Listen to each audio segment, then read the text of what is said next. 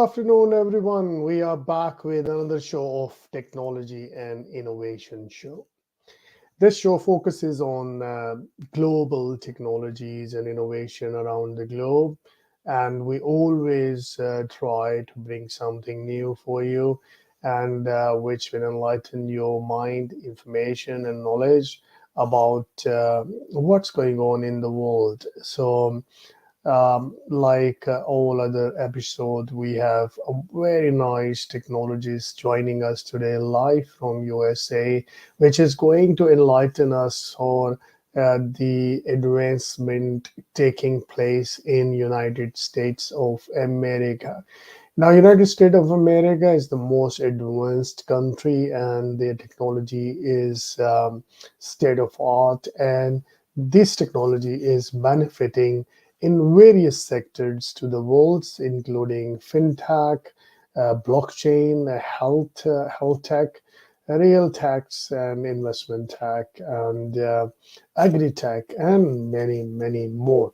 So I'm really excited to see our guests. This show always go around the very specific technology introduction through our platform.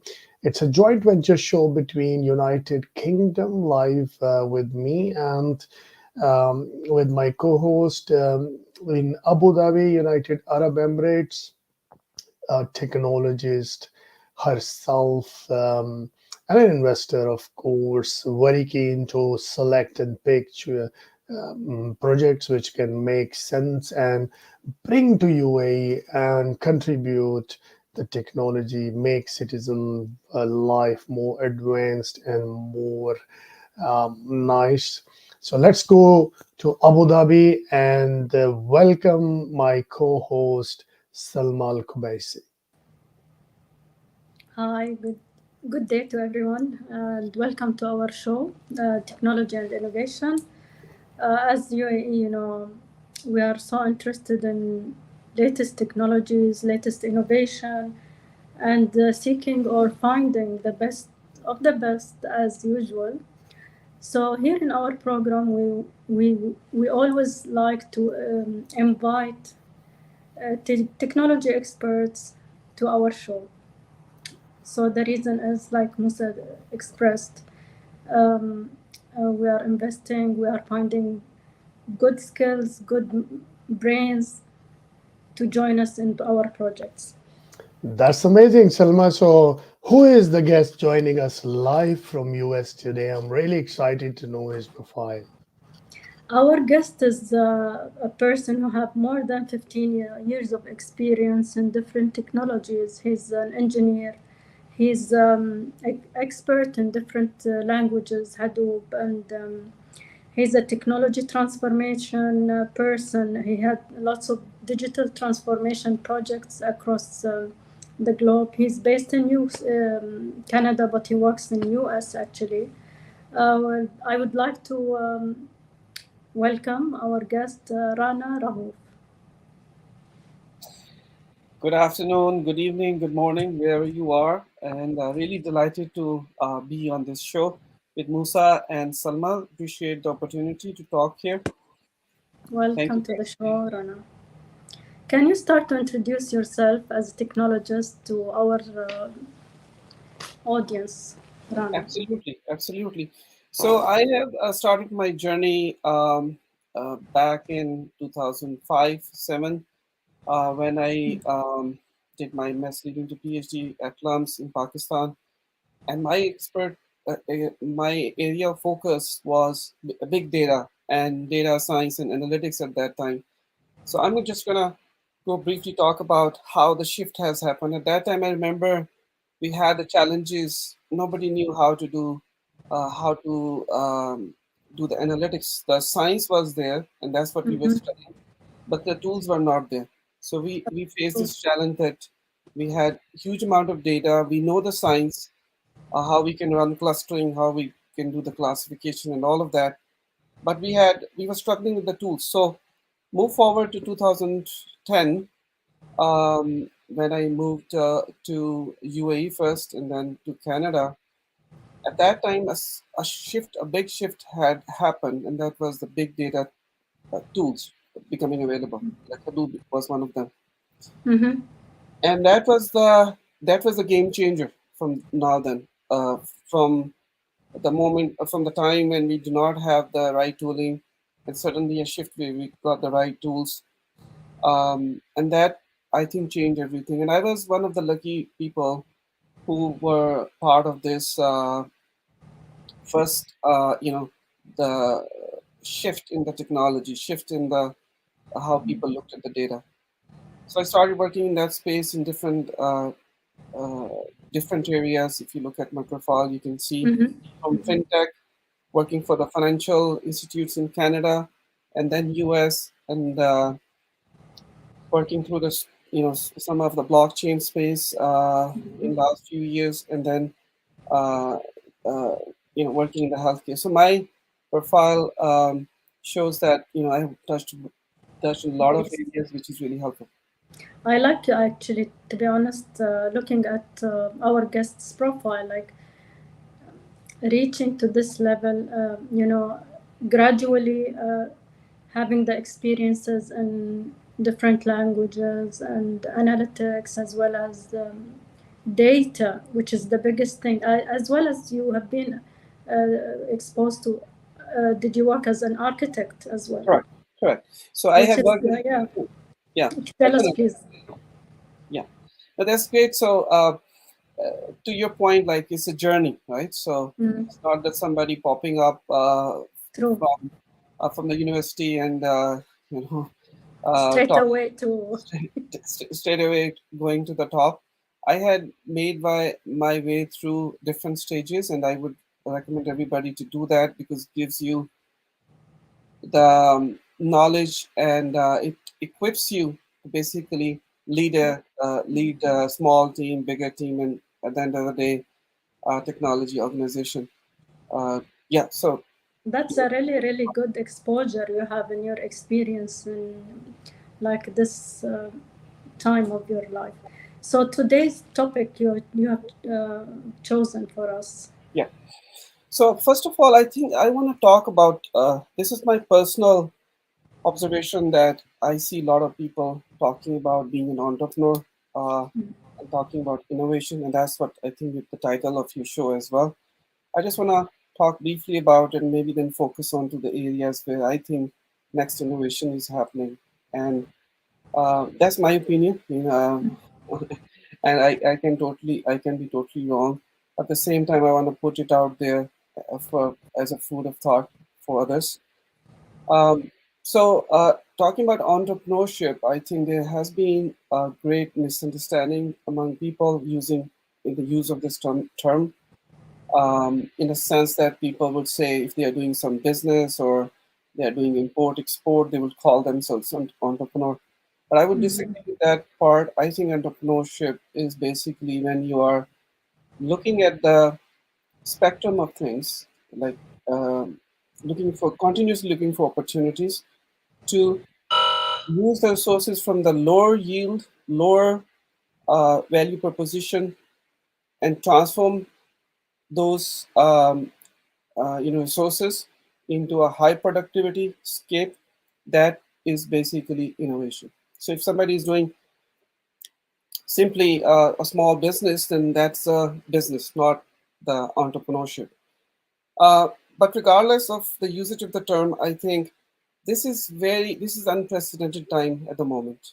We are seeing a lot of shifts are happening in the world, and I would suggest that if you want to become an entrepreneur, this is perfect time. Historically, if you look at things that have triggered entrepreneurship and innovation, different eras, historically speaking, you will see whenever something unexpected happens, that gives the not only the challenges but the opportunities to do something different. And we have all gone through the pandemic. It was like a black swan that happened. True. Nobody was expecting it. It shifted a lot of things, and one of the things is the perception of the people. So, Mm-hmm. and perception is a very important thing. Whatever we are doing here, even in the technology space, that perception combined with some new innovation. and that is blockchain, has given us a lot of new opportunities. I myself consider to be, missing the boat kind of person, because the innovation was happening around me when I was young, and I had no clue what to do about it. You talk about 2K and the dot-com boom area and all of that. So I think we are right at the center of um, that impetus where things are going in things are moving and changing so rapidly, that gives you not only a lot of challenges to deal with, but an opportunity to grow. So I would tie this thing to, as I talked about perception and mind shift, right? So I see blockchain as a very key part, playing a key part in this area. And Mhm. my personal opinion is, I think the usage of this technology has been misdirected so far. Like, as you see, Mhm. people, Bitcoin was the first application of blockchain, right? And the innovators and the founder of the blockchain technology, they wanted to show how it will work. So Bitcoin was the first application. But after that, I think people in the tech space has misdirected the use of this technology into creating coins over coins and cryptocurrencies, which had a boom, obviously, but that has collapsed as we see currently. And my expectation was the same, that it is not survivable. This rat race is not gonna survive longer. So talking about that, personally, I believe that the technology is wonderful, but the application we need to think about different areas. It's all about the for technology mainly. It's about the industry and the opportunities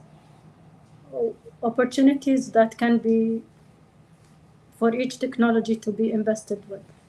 Right, right, absolutely, absolutely. You're spot on. So, so what is the usage of, then the next question naturally comes in, that if cryptocurrency is not the right application for blockchain, then what it is? And that's the interesting question which I'm addressing myself in my personal space. And I would like to share a couple of ideas, throw it out there, and then let others chime in. And if somebody wants to work in the same field, they can reach out to me, and we can talk more in detail. Um, so we talked about the cryptocurrencies, right? So cryptocurrencies, as we have seen, the volatility part of it is very critical in any currency. Um, you need some kind of stability in a currency. You cannot just use anything who changes so rapidly. It gives you unpredictable value, and that may not be the right use case for blockchain. There is a concept I think most of us might have heard, that is called this DAO, like, right? So I will focus on the blockchain. In the blockchain space, there's a concept of decentralized autonomous organization, right? And that is called DAO in short. So I'll just refer to DAO. So Mm-hmm. it's easy to talk about. Uh, if you look up DAO, I think there are a lot of this concept provides a lot of opportunities to fix world's problems these days. And one True. of the problem is that we talk about corruption. We talk about people manipulating, right? Yeah. Businesses manipulating, the consumer of a technology. So DAO is a concept. It enables to run an organization in autonomous fashion without anybody influencing it to their advantage. We have seen big data, you know, a wonderful technology, but we saw that the big organizations, Google, Amazon, and whatnot, they have misused it to a great extent, in the sense that the moment I search anything in Google, and the next moment in my Facebook, I see the same ad talking Everything. about Yeah. selling me the idea. We have also seen the misapplication of this in US elections. Like people had been targeted to change their mind to the advantage of a political party, right? So we have seen these misapplications time and again, and I think it's time that people kind of wake up from this, uh, you know, comfort zone where they thought that, oh, this, I'm sharing my data, it is going to help me, it is going to make my life easier. But we have seen to the contrary that it has actually made our lives more difficult. We are easily manipulatable. People can manipulate us. Organizations can accumulate a lot of wealth by directing our behaviors to wherever they want to take us. So coming back to the DAO is that we can get rid of all of that. We can create an organization that can run itself, that can manage itself, that can scale itself. One of the applications I think I talked about, especially in the context of Pakistan and other countries, of course, where historically, politically, political influence has been negative, and people have been the victim of corruption uh, and all of that. So DAO gives us a mechanism where we can basically use the financial resources in an autonomous fashion and make sure that this doesn't happen time and again. Like, see, decentralized autonomous organizations to me has an impact if it's in a charity, for example. But again, Sam Bank, the owner of FTX, was misleading the people about charity, and they kept the wealth for themselves. Absolutely. And and another point is too many projects owners are not showing the same level of commitment for projects, because there is the capital. Like, it's very imperative we do a background check on the investors as well. 100%. 100%. So, investment category, and uh, there's a whole ecosystem around anything we talk about, right? We're talking about blockchain, there's a whole ecosystem around it. Of course, um, there are some bad actors trying to manipulate that ecosystem to their advantage. As you mentioned, people are opening these stock exchanges, crypto stock exchanges, and then ditching their clients, gathering the wealth, and maybe running away, right? We've seen all of that. Yeah. And in this era of this, deceit and, fraud and corruption, we need to find a new system of managing these organizations, and that's where DAO shines. How does DAO work? DAO works in a fashion where you create a blockchain-based system where people can contribute, and this contribution could be monetary, could be your personal influence. There could be a lot of things that come into picture that gives you some capability to vote on an action. Let's say if a DAO is to decide where to invest, let's say we create an investment board as a DAO, and we make sure that it is not misdirecting the funds to their own liking or to their own advantage. You can create the DAO where everybody has some power to vote in that decision. So let's say if I have my contribution in that DAO, I have some money that I put in. I can only, and based on my past experiences, my profile, I can be assigned some kind of voting power, right? And there are other people who are part of that DAO, they can vote accordingly as well. So it's not like one person taking it all. Unfortunately, we don't have a crystal ball to judge it. Like, DAO is still at its this stage, nascent stage. But again, DAO is run by individual. As long as those people have integrity, it will be wow, fantastic. Otherwise, DAO can be a scam. No, absolutely. So we need to so there is an initial stage of something that you need some administrative work that administration needs to do, and then once the organization is in works, then it can run itself. So there are versions of it where we do not need administration at that level. So let's say if you are an administrator of a DAO, and let's call it a bank, so investment bank that has some administrative responsibilities that need to be done in a human fashion. So there are ways to reduce the influence of those administrative people in the decision making. So it's all about comes to the decision making, and administration is basically an execution hand, right? So if the organization has decided to invest in certain areas, the execution of it is just an administrative task, not a decision-making task. Last point, I will talk about DAO. I don't know where is DAO investing their wealth in, or either their friends or on I don't know what project. The whole, I feel like DAO is becoming a scam. Integrity of the individual or the voting of people who hold the highest. Do you have? Let me ask you this question: do you have currently any any instances where you see a failure in DAO, and then maybe we can talk specifically about it? You talked about the administrative part of it, or are you seeing this adoption of DAO? Are you seeing a rejection of DAO in UAE and Middle East, especially? It's too early for this. And I have another point. India is progressing on digital rupee.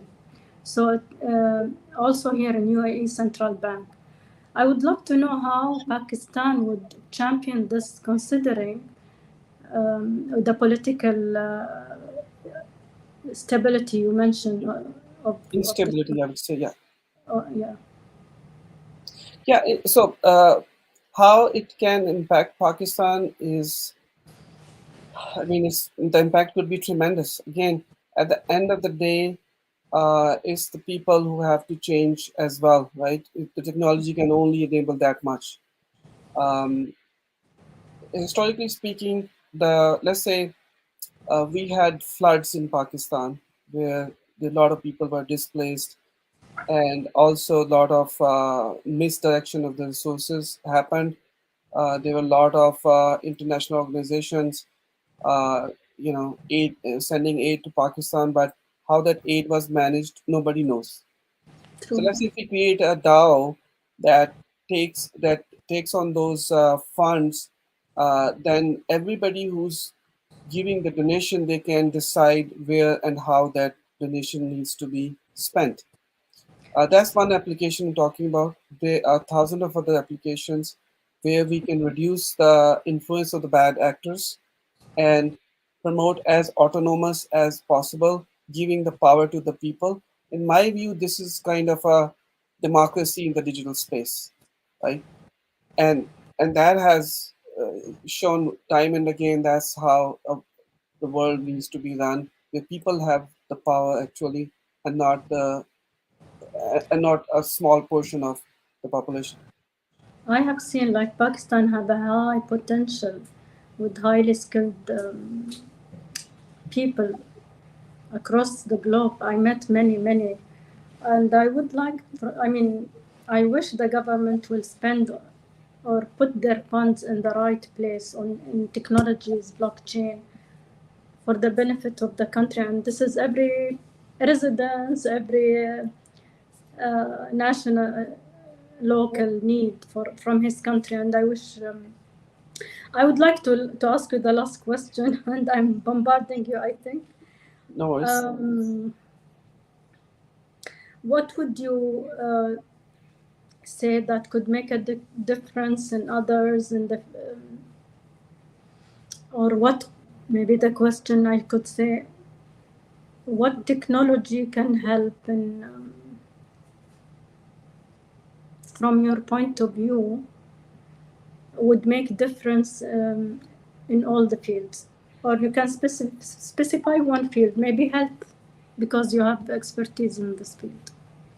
Yeah, so I think that's what exactly we are talking about, right? My current focus is how we so I talked about innovation and entrepreneurship, how things have been changing recently, and that's giving us the opportunity to change a lot of things around us, and that's what I think is the next big thing which is happening around us, and maybe some of us are focusing and some of us are just being ignorant of what's going on.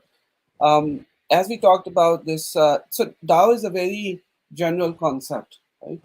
And that can be applied to a lot of spaces, right? A lot of areas. We talked about, governance. We talked about how to manage funds. We talked about how to give the power to the people and not to a small portion of the concentrated population, which has historically been proven a very bad decision where wealth is being concentrated in fewer and fewer hands every day. So, as I spoke about, like maybe the blockchain technology was wonderful. It is wonderful, but the application has been misdirected. And again, we see the cryptocurrencies enabled a lot of black money flowing out of the areas where it was very hard for the corrupt folks there to get their money to other countries like Canada and US, and that has happened. So again, we saw the application of a technology to enable the bad actors, right? And now we need to think about how we can reduce this. And this is one of the examples which got my attention. I started working in this DAO space, and I'm very enthusiastic about a couple of very hardcore uh, areas which I'm currently working on. I would maybe in some other session we can talk about it more. Mm-hmm. Thank you so much, Rana, for your time. It was very insightful and excellent explanation of technology in this era. I'm so glad that you joined us this week for the Technology and Innovation Show. My pleasure, Salma. Really nice meeting you in face to face, and thank you for inviting me. Welcome. Thank you so much, and thank you very much, our audience. This is the end of the show this week. I would like to appreciate your time and precious time for joining us. See you next week.